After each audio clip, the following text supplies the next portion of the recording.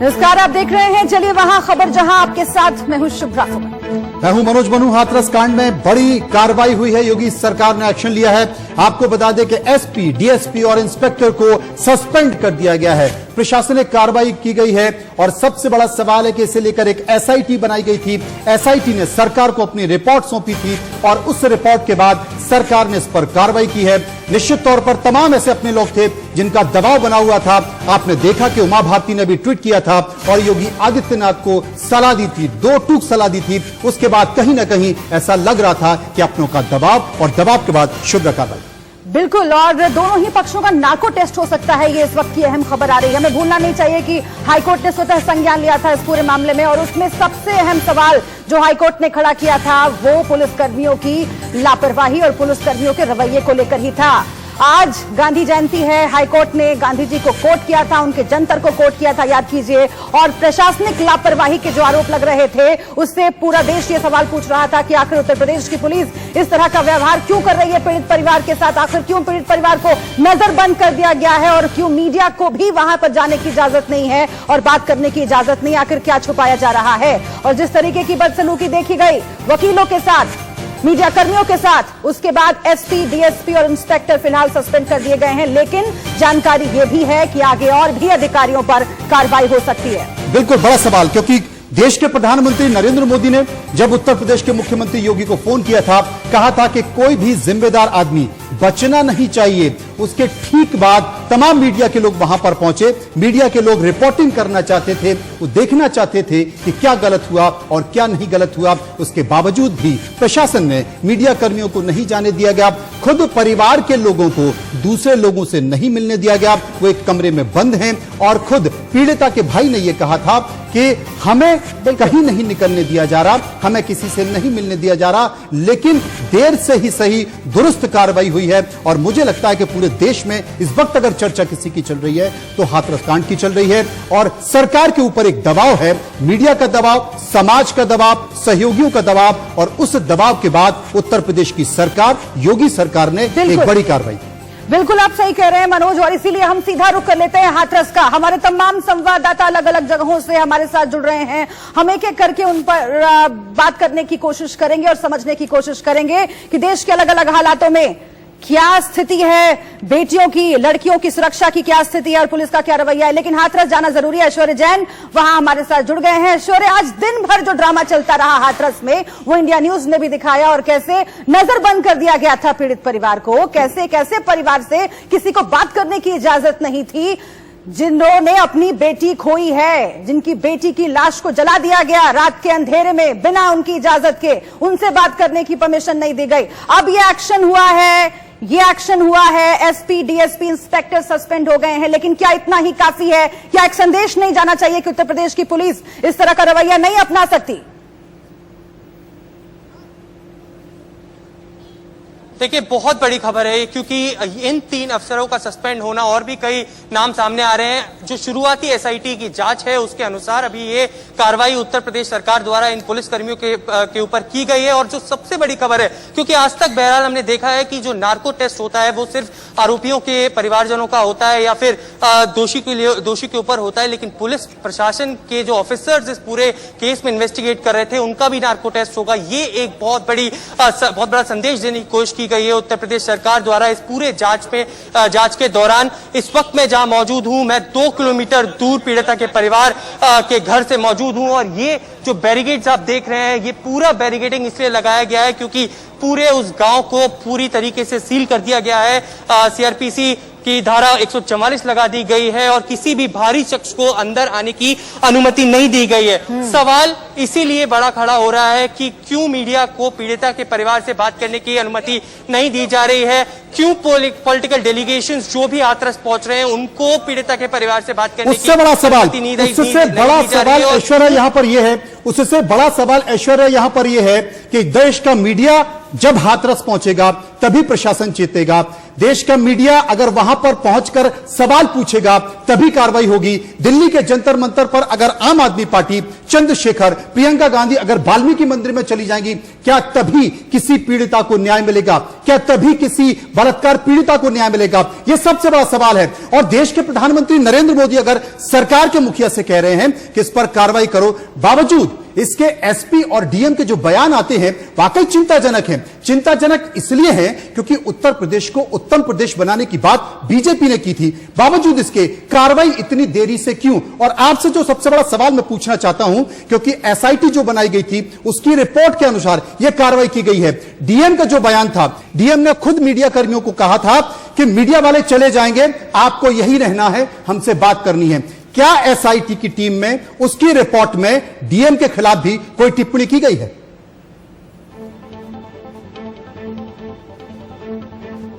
तौर पर जो शुरुआती जांच है उसमें यही वजह है कि इन लोगों को सस्पेंड किया गया है। और मैं आपको बता दूं कि ये 3 से 4 पुलिस ऑफिसर्स नहीं है, बल्कि और भी नाम अब सामने आ रहे हैं जिनके खिलाफ कार्रवाई उत्तर प्रदेश प्रशासन द्वारा की जा सकती है। आज जब सुबह एसडीएम से हमने बात करने की कोशिश करी और उनसे जानने की कोशिश करी कि क्यों मीडिया को अंदर नहीं इजाजत दी जा रही है जाने की, तो उनका साफ तौर पर कहना था कि लॉ एंड ऑर्डर को मेंटेन करने के लिए और इस सिचुएशन को देखते हुए मीडिया की अभी इजाजत नहीं दी जाएगी। जब तक एसआईटी की जांच चल रही है तब तक मीडिया को अलाउ नहीं किया जाएगा और पॉलिटिकल डेलीगेशन तो फर्दर ऑर्डर्स तक उनको अंदर जाने की अनुमति नहीं दी जाएगी।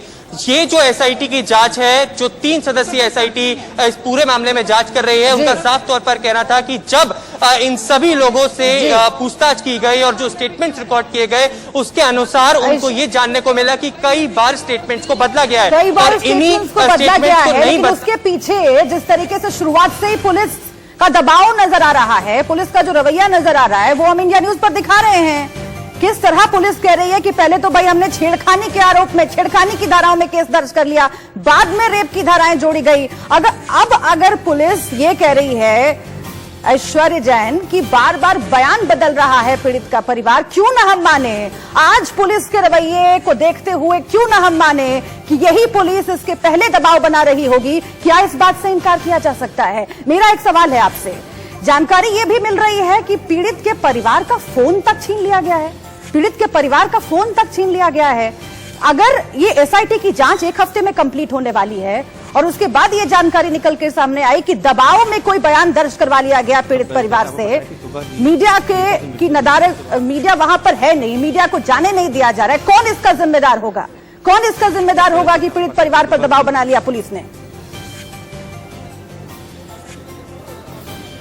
देखिए, आज जब पीड़िता का भाई मीडिया से बात करने के लिए आया था, उसका साफ तौर पर कहना था कि मैं खेतों के बीच से आप लोगों के पास आया हूं, मेरी मां ने आप लोगों के पास भेजा है से बात करने के लिए कि मीडिया को अंदर बुलाया जाए। इसी से कई सारे सवाल खड़े होते हैं कि क्या अंदर चल रहा है। पीड़िता के भाई का साफ तौर पर कहना था कि उन्होंने सभी के फोन जब्त कर लिए गए हैं, किसी को भी किसी से बात करने की इजाजत नहीं दी जा रही है। उसके ताऊजी को कल छाती पर लात भी मारी गई थी, जिसके वजह से वो बेहोश हो गए थे। इस तरीके के तमाम सवाल है। लेकिन अभी जो आप स्थिति देख रहे हैं, मैं एक बार लाइव विजुअल्स आपको दिखाना चाहूंगा जब मैं वापस लौटूं, कि ये आप जो बैरिकेडिंग देख रहे हैं, पुलिस प्रशासन की 5 डिस्ट्रिक्ट से और भी ज्यादा अब टीम्स को यहां पर डिप्लॉय किया गया है, क्योंकि अंदर जो लॉ एंड ऑर्डर की सिचुएशन है वो कहीं ना कहीं हाथ से बाहर ना चली जाए। और दूसरी ओर आप देख सकते हैं और भी बैरिकेडिंग को अब यहां पर बुलाया गया है, जिससे कि कोई भी बाहरी शख्स यहां पर ना जा पाए। आज भी कई तरीके की खबरें आ रही थी कि कुछ मीडिया कर्मी अंदर गांव के अंदर फंसे हुए थे, उनके साथ भी दुर्व्यवहार किया गया और इसी को लेकर अब तमाम बातें की जा रही हैं। लेकिन कहां तक इस सच्चाई को छुपाया जाएगा? एसआईटी अपनी जांच कर रही है, 7 दिनों में इसकी रिपोर्ट आनी है। लेकिन सबसे बड़ी खबर जो मैं अभी तक समझता हूं कि जो नार्को टेस्ट पुलिस प्रशासन का होगा, जो पुलिस ऑफिसर्स इसमें इन्वॉल्व है उनका होगा, ये कभी नहीं देखा गया है किसी भी जांच के दौरान। और इसीलिए हम आपके पास वापस लौटेंगे। ऐश्वर्या, आप बने रहिएगा हमारे साथ, लगातार आप ग्राउंड रिपोर्ट वहां से भेज रहे हैं। लेकिन दिल्ली की बात करनी जरूरी है। दिल्ली में आज दिन भर हलचल तेज रही और तमाम पॉलिटिकल पार्टीज के जो नेता हैं वो आवाज बुलंद करते रहे। हाथरस कांड पर दिल्ली के सीएम अरविंद केजरीवाल ने क्या कहा है वो आपको सुनवाते हैं।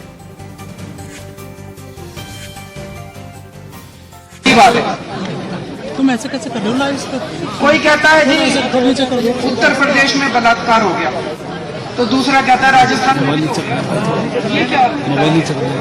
ये तो कोई तर्क नहीं है, ये तो गलत है भाई। उत्तर प्रदेश में भी क्यों हुआ और राजस्थान में भी क्यों हुआ, मध्य प्रदेश में भी क्यों हुआ और मुंबई में भी क्यों हुआ और दिल्ली में भी क्यों हुआ? कहीं किसी का बलात्कार नहीं होना चाहिए। अगर कहीं भी बलात्कार होता है, राजस्थान की भी हमारी बेटी है। अरविंद केजरीवाल हमेशा जनता की नब्ज को समझते हैं और जिस बात का जिक्र वो कर रहे हैं वो नब्ज का जिक्र कर रहे हैं। उनका कहना है कि देश में किसी भी राज्य में क्यों हुआ 88 बेटियां, हर रोज 88 बेटियों का बलात्कार किया जाता है, उनके साथ जघन्य अपराध किया जाता है। और सबसे बड़ा सवाल है कि 19 बेटियां उत्तर प्रदेश में और 17 बेटियां राजस्थान में हर रोज, और ऐसे तमाम आंकड़े हैं जो देश के राज्यों में घटते हैं। लेकिन सबसे बड़ा सवाल है कि राजनीतिक रोटियां क्यों सेकी जाती हैं। पुलकित हमारे संवाददाता इस वक्त हमारे साथ मौजूद हैं। पुलकित, मैं आपसे जानना चाहता हूं, देर से आए दुरुस्त आए, लेकिन सबसे बड़ा सवाल है, जब दिल्ली धधकने लगी, जब दिल्ली में राजनीतिक माहौल बनने लगा, प्रियंका गांधी वाल्मीकि मंदिर में पहुंच गई और वहां जाकर वो बैठ गई, धरने पे उपवास पर बैठ गई, वो मांग करने लगी इस बात की कि आखिर उत्तर प्रदेश में क्या हो रहा है। उसके बाद संकेत दिल्ली से, क्या संकेत दिल्ली से कि कार्रवाई जल्द कीजिए वरना हमें नुकसान हो सकता है, बड़ा नुकसान हो सकता है। देखिए, अगर आपको आज की घटना को समझना है तो 2012 आपको याद करना होगा। 16 दिसंबर 2012 जब निर्भया का गैंगरेप हुआ और उसके बाद में राजनीतिक दलों ने इस मुद्दे को उठाया और उसके बाद दिल्ली में सत्ता बदल गई, केंद्र तक सत्ता बदल गई, क्योंकि लोगों की गुस्सा और लोगों की नाराजगी सामने आई। और आज मैंने जो देखा, 8 साल बाद वही स्थिति देखी कि किस तरीके से लोगों का विरोध जंतर मंतर पे हो रहा था। प्रशासन को एक्शन में आते हुए इंडिया गेट को बंद करना पड़ा ताकि लोग प्रोटेस्ट करते हुए जंतर मंतर से इंडिया गेट तक ना पहुंच पाए। अभी 9 बजे इस रास्ते को दोबारा इंडिया गेट के रास्तों को खोला गया है। यानी कि ये बताता है कि सिर्फ राजनीतिक दलों में ये हो नहीं है कि वो किस तरीके से इस मुद्दे को उठाएं, बल्कि नाराजगी आम लोगों में है। और वो आज जंतर मंतर पे दिख रही थी, भीड़ के साथ कितनी ज्यादा तादाद में लोगों की भीड़ थी। उसमें सिर्फ राजनीतिक दल नहीं थे, उसमें आम लोग भी थे, क्योंकि जो घटना यूपी में हुई उसका दर्द। बहुत महत्वपूर्ण बात आप कह रहे हैं पुलकित, बहुत महत्वपूर्ण बात आप कह रहे हैं। इस बीच हम दर्शकों को बता देते हैं कि हमारे 2 और संवाददाता जुड़ रहे हैं हमारे साथ। राजेश शर्मा भोपाल से जुड़ रहे हैं और खुर्रम निजामी हमारे साथ लखनऊ से जुड़ रहे हैं। लेकिन पुलकित, मैं फिलहाल आपसे ही सवाल कर रही हूं, और जो दिल्ली में आज दृश्य दिखा जिसका आप जिक्र कर रहे हैं कि निर्भया कांड के बाद, साल 2012 के बाद फिर से एक बार लोगों का गुस्सा फूट पड़ा था, मैं जरा दिल्ली के इस दृश्य को उत्तर प्रदेश के हालात से जोड़ना चाहती हूं। और आप याद कीजिए, इलाहाबाद हाई कोर्ट ने जो टिप्पणी की, इलाहाबाद हाई कोर्ट ने जिस तरीके से इंटरवीन किया और उसमें सीधे तौर पर गांधी जी के जंतर का जिक्र किया। मैं ये बात आज उठाना चाहती हूं, मैं ये बात आज कहना चाहती हूं मनोज, और मुझे लगता है कि दर्शकों को भी इस तरीके से सोचना चाहिए, क्योंकि आज गांधी जयंती है, आज 2 अक्टूबर है, और आज के दिन आप जहां पर खड़े हैं ना पुलकित, उसके कुछ ही दूरी पर राजघाट है, जहां पर आज सुबह प्रधानमंत्री नरेंद्र मोदी पहुंचे थे। उन्होंने श्रद्धांजलि दी थी महात्मा गांधी को। वो भी कह चुके हैं कि उत्तर प्रदेश में जो हो रहा है उस पर ध्यान दीजिए, कार्रवाई कीजिए। उत्तर प्रदेश के कोर्ट ने, इलाहाबाद हाई कोर्ट ने गांधी जी के जंतर को कोट करते हुए कहा कि जो कुछ भी हो रहा है, पुलिस जिस तरह का रवैया अपना रही है उस पर ध्यान देने की जरूरत है, क्योंकि कहा है बापू ने कि जब भी कोई फैसला करना हो उस गरीब आदमी के बारे में सोचो, उस वंचित के बारे में सोचो जो हाशिए पर है, जो लगातार शोषित है, और इसीलिए जो उत्तर प्रदेश की पुलिस कर रही है उसके बारे में सोचना चाहिए। अब कार्रवाई हुई है, कुछ अधिकारियों पर कार्रवाई हुई है, लेकिन आगे और भी कार्रवाई होनी है। पुलकित, आप जहां पर मौजूद हैं और आज दिन भर आपने जो देखा, उत्तर प्रदेश से जोड़कर उसे बताइए कि आखिर क्या सरकार की आंख अब नहीं खुलनी चाहिए? अगर अब नहीं आंख खुलेगी तो और कितनी फजीहत होगी सरकार की? देखिए, मुझे लगता है सरकार की आंख बहुत पहले खुलनी चाहिए थी। हाँ। सरकार को उस पीड़ित को राहत देनी चाहिए थी, सरकार को उस परिवार को सुरक्षा देनी चाहिए थी। लेकिन जब हम तमाम मीडिया में हम लोगों ने ये बात उठाई, मीडिया ने ये बात उठाई, उसके बाद सरकार का रवैया सवालों के घेरे में है कि किस तरीके से आप मीडिया को जाने से रोकते हैं, किस तरीके से एक डीएम जिनकी जिम्मेदारी बनती थी कि वो उस परिवार को सुरक्षा दे, उस परिवार को इस मुसीबत की घड़ी में संभाले, वो उस परिवार को धमकाते हैं। ये सवालों के घेरे में थे और सरकार की तरफ से कोई कार्रवाई अब तक नहीं की गई। आज जब जाकर हाथरस से लेकर दिल्ली तक आवाज गूंजी, तब जाकर सरकार एक्शन ले रही है उन अधिकारियों के खिलाफ जिनके खिलाफ अब से बहुत पहले एक्शन लेना चाहिए था, क्योंकि उन्होंने वाकई उनके खिलाफ पहले एक्शन लेना चाहिए था। देश के एक राज्य के हाईकोर्ट ने भी टिप्पणी की है कि क्या हम महिलाओं को पूजना, उनके बारे में जो सम्मान है वो भूल चुके हैं। ये अपने आप में बड़ा सवाल है। लेकिन बीजेपी की सरकार उत्तर प्रदेश में है, कई राज्यों में बीजेपी की सरकार है, और उस सरकार में खासकर बीजेपी में, चाहे वो उनका राष्ट्रीय घोषणा पत्र हो, संकल्प पत्र हो या राज्य का संकल्प पत्र हो, हमेशा अंत्योदय की बात की जाती है, यानी कि अंतिम पंक्ति पर बैठा हुआ व्यक्ति, उसका उदय क्या इसी तरह का उदय, यह अपने आप में बड़ा सवाल है। और एक बड़ा प्रश्न चिन्ह यहां पर सुशासन को लेकर लगा, उत्तर प्रदेश को लेकर लगा। इसलिए शायद दबाव अपनों का भी था, दबाव इस बात का भी था कि आखिर अफसरशाही कब तक हावी रहेगी और वो अपने मन मुताबिक चीजें कब तक करती रहेगी, क्योंकि यह समाज का विषय है और समाज का विषय है तो समाज इसे बहुत गंभीरता से देख रहा है। एक बड़ा विषय ना बन जाए, इसके लिए सीधे खुर्रम के पास चलेंगे। खुर्रम, क्या मान लिया जाए कि अभी जो कार्रवाई हुई है यह कार्रवाई रुकेगी नहीं, इसके आगे भी जाएगी? कई और अपराधी हैं, कई और अधिकारी हैं जो अभी नपेंगे।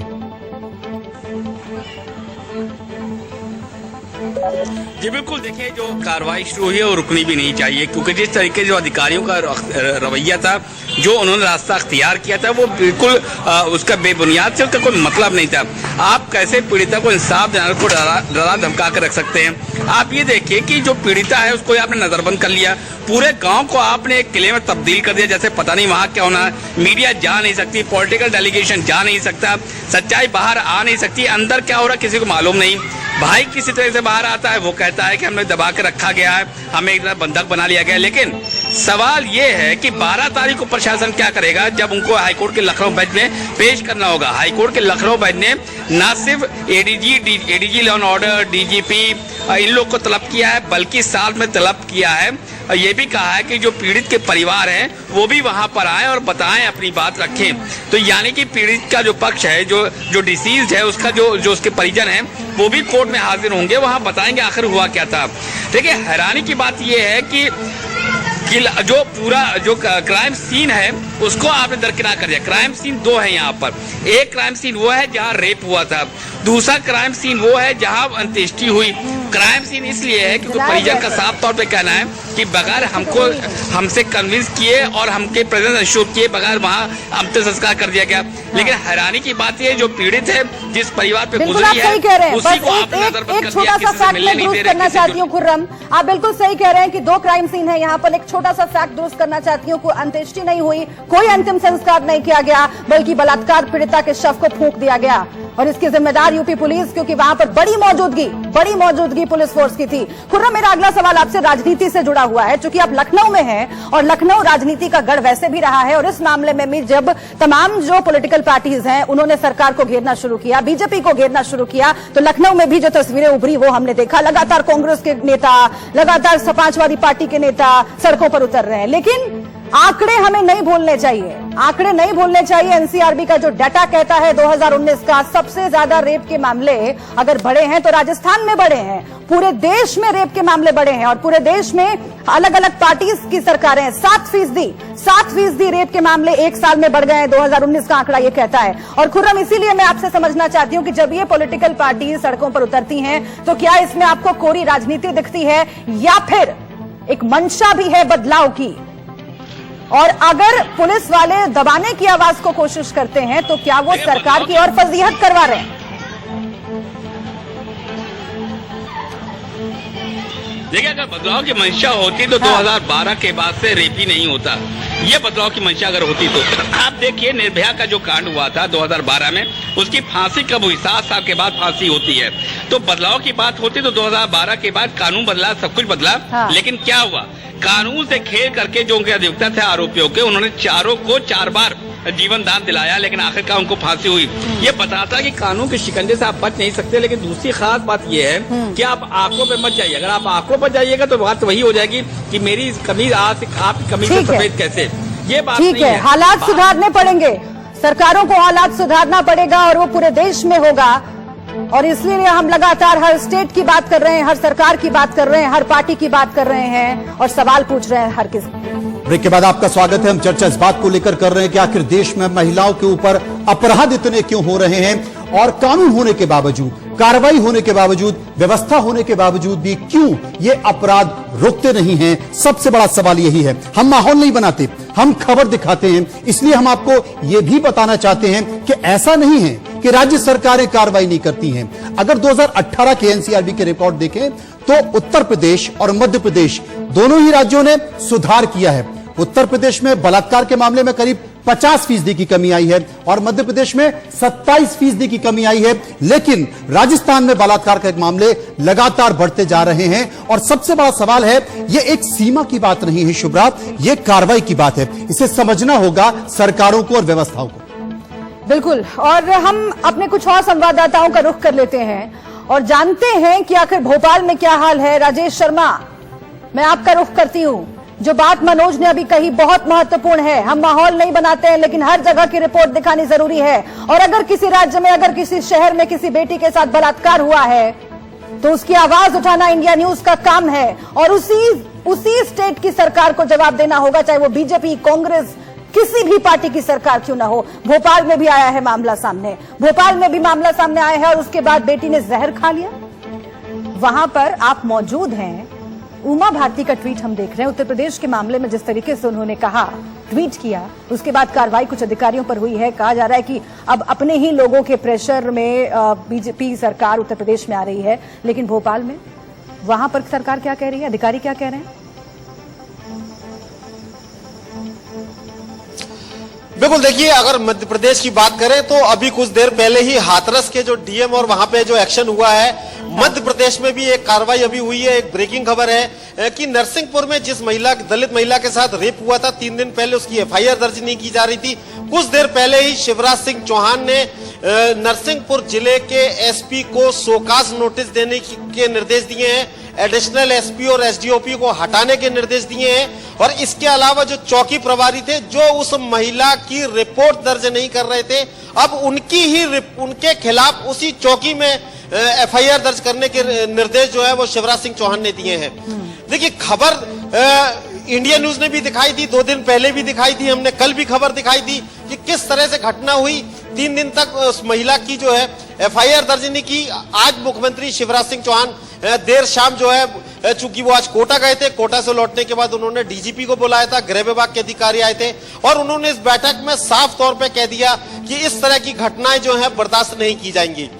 देखिए राजेश, मैं एक सवाल पूछना चाहता हूं आपसे।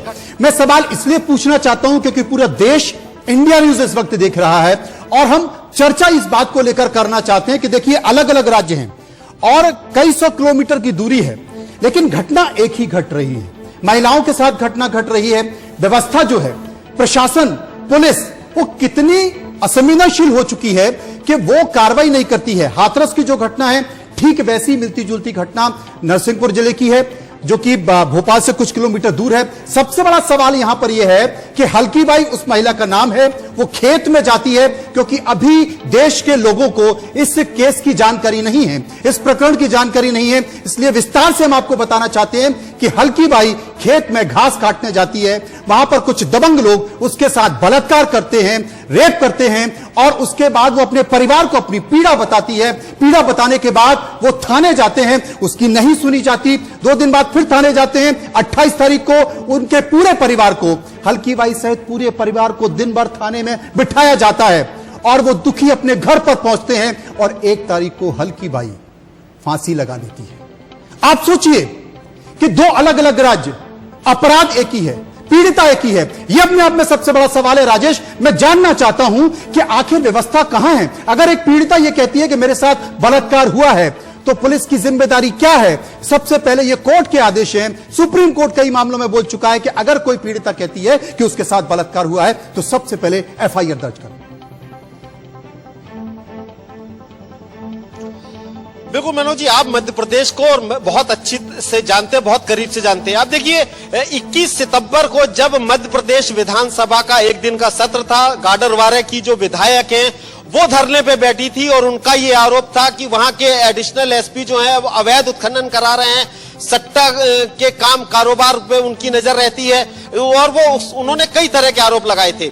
अब देखिए कि इस घटना को, ये जो घटना होती है उसके बाद एडिशनल एसपी कोई कार्रवाई नहीं करते। अब उनको, जब ये मामला संज्ञान में आता, अब उनको हटाया जाता है। तो कहीं ना कहीं पुलिस की जो कार्य प्रणाली है वो अपराध को रोकने के बजाय दूसरे कामों में ज्यादा होती है। मध्य प्रदेश में शराब की दुकानें, जैसा कि मैं पहले भी बता चुके, कि रात में 11:30 बजे तक खुली रहती है, बाजार जो है 8 बजे बंद हो जाता है। 3 दिन बाद उस महिला की रिपोर्ट नहीं लिखी जाती है, वो सुसाइड कर लेती है।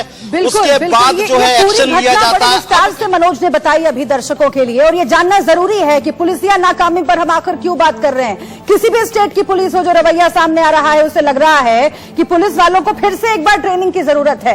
कैसे वो लोगों से डील करते हैं, कैसे वो मीडिया वालों से डील करते हैं, और कैसे वो पीड़ित परिवार से सलूक करते हैं। अगर ये आज ये पूरा देश देख रहा है, चाहे वो उत्तर प्रदेश की पुलिस की हम बात करें, मध्य प्रदेश की पुलिस की बात करें, राजस्थान में, पंजाब में, ऐसे न जाने कितने मामले सामने आ चुके हैं। और इसीलिए मैं आपके पास जाऊंगी, ऐश्वर्या जैन, मैं आपके पास आऊंगी, क्योंकि ये विडंबना है इस देश में कि देखिए, घूरना तक अपराध है। अगर आप एक लड़की को गलत नजर से घूरते हैं, उसे अनकंफर्टेबल करते हैं, असहज होती है वो, ये भी अपराध है, इस पर भी आप पर कार्रवाई हो सकती है। लेकिन बहुत शर्मनाक है कि आज की पुलिस ये साबित करने में लग जाती है कि देखिए भाई, जीभ नहीं कटी थी, देखिए भाई, रीढ़ की हड्डी नहीं टूटी थी।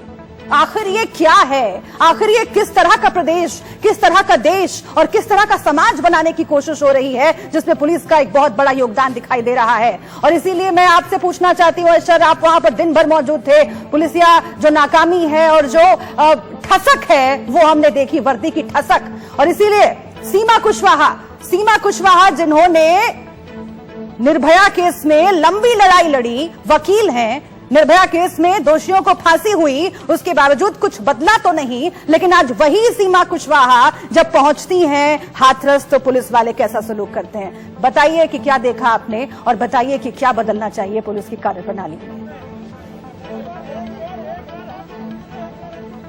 देखिए, कहीं ना कहीं मीडिया को गांव के अंदर प्रवेश ना देना और मीडिया की आवाज को रोकना, और कहीं ना कहीं जब प्रशासन को ये लग रहा था कि मीडिया अगर पीड़ित परिवार से बात करेगी तो प्रशासन की, सरकार की कहीं ना कहीं नाकामी सामने ना आ जाए, या फिर उनकी जो छवि है उस पर कहीं ना कहीं खेत ना लग जाए। और इसी की वजह से ये कई सारे डिसीजंस जो एसडीएम द्वारा और डीएम द्वारा लिए गए कि मीडिया को गांव के अंदर एंट्री बैन कर दी।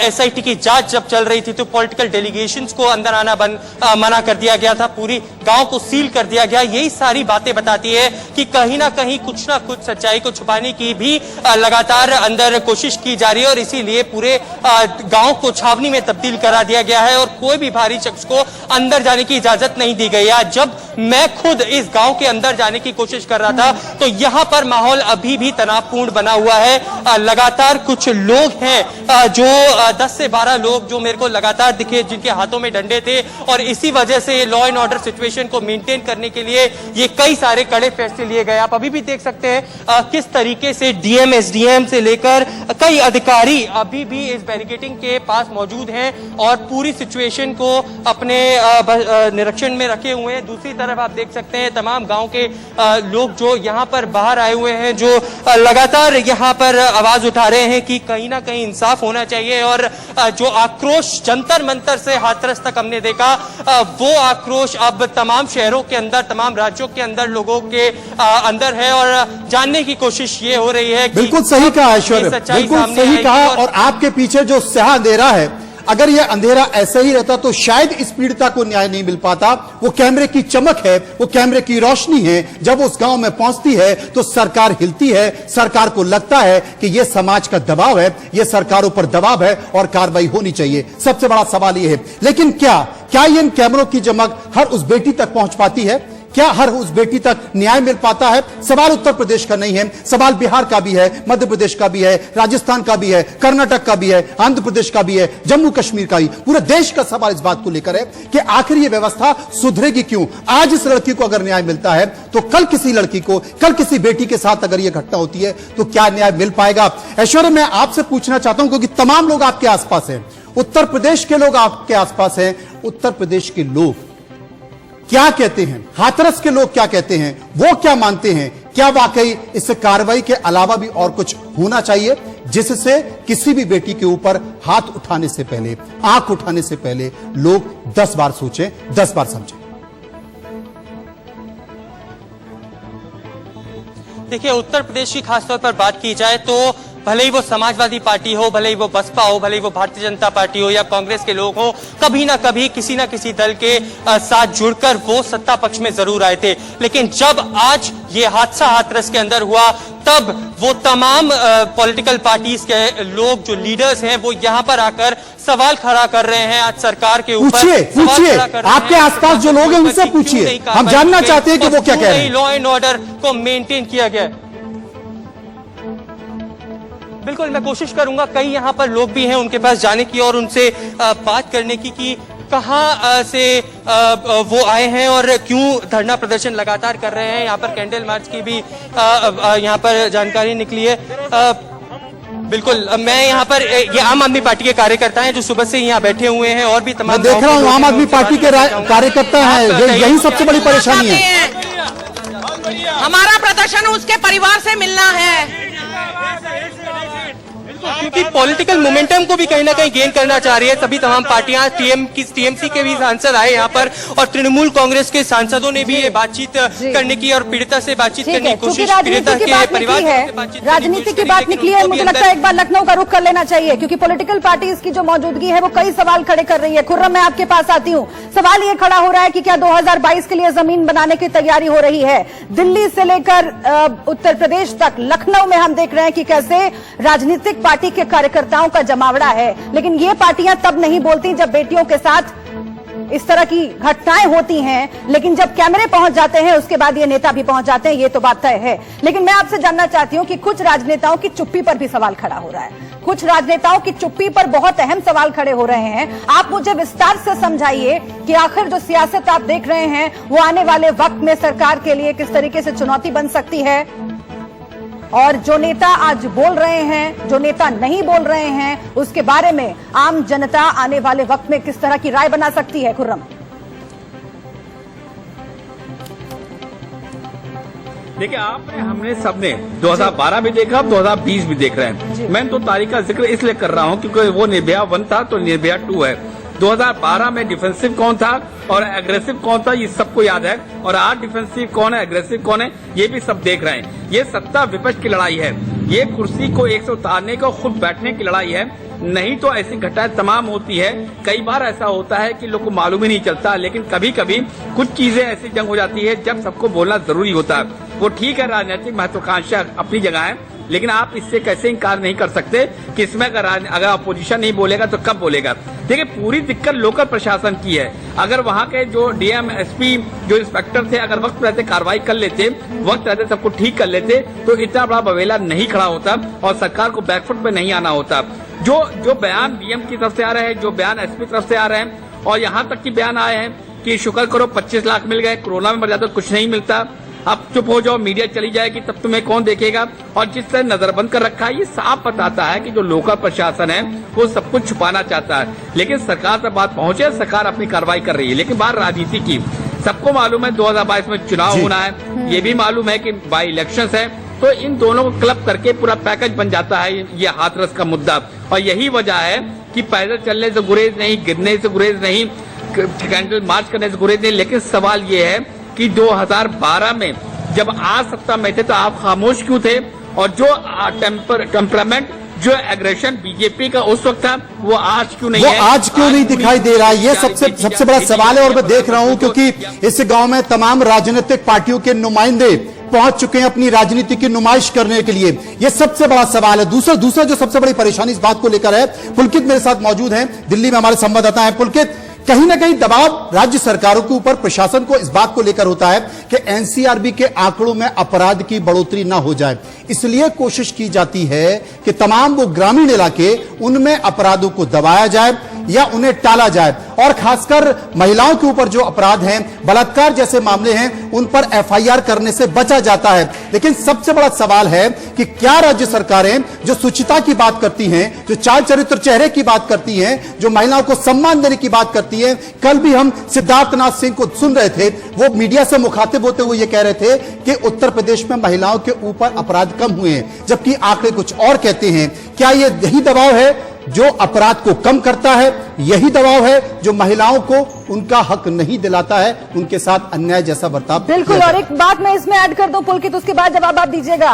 और वो बात ये है कि एनसीआरबी के आंकड़े जो कहते हैं उत्तर प्रदेश की स्थिति बहुत खराब है, यहाँ पर लॉ एंड ऑर्डर की स्थिति बहुत खराब है। भले ही रेप के आंकड़ों पर आप बात कर लीजिए, ऊपर नीचे होते जो केसेस है उन पर आप बात कर लीजिए, लेकिन लगातार उत्तर प्रदेश उन 3 टॉप राज्यों में शुमार है जहां पर महिलाओं के खिलाफ सबसे ज्यादा अपराध होते हैं। पार्टियां आती हैं, सरकारें आती हैं, बदल जाती हैं, लेकिन ये हालात नहीं बदलते। और इसीलिए बहुत महत्वपूर्ण है कि क्या बात आज दिल्ली में हो रही है, क्या आवाज उत्तर प्रदेश को लेकर आज जंतर मंतर पर, राजघाट पर उठ रही है। पुलकित, देखिए, मैं आपको एक सबसे बड़ी वजह बताता हूं कि 2012 के बाद में कानून बना और उसके बाद ये संकेत गया कि कहीं ना कहीं अब मजबूती से बलात्कार की घटनाओं के खिलाफ लड़ा जाएगा।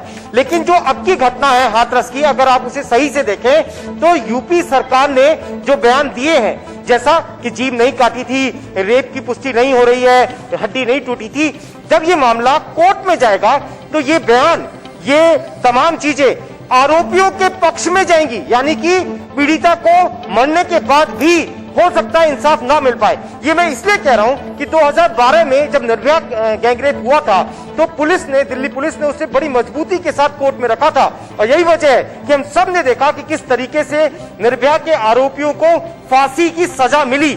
लेकिन अगर सरकार की तरफ से जो नुमाइंदे हैं, जो अधिकारी हैं, जो पुलिस अधिकारी हैं, वो इस तरीके के बयान सबसे महत्वपूर्ण ये है कि उस वक्त यही तस्वीर हमने दिल्ली में देखी थी, राजधानी में इसी तरीके से लोग जुटे थे और महिलाओं के लिए सुरक्षा की मांग की थी। कानून भी बदला मनोज, सबसे महत्वपूर्ण यही है कि कानून भी बदला इतनी बड़ी मांग के बाद, लेकिन उसके बाद भी क्या बदला है, हालात जमीन पर कितने बदले हैं वो आप देख रहे हैं। इस पर आगे भी हम बातचीत करते रहेंगे, ग्राउंड रिपोर्ट्स आपको दिखाते रहेंगे। एक छोटे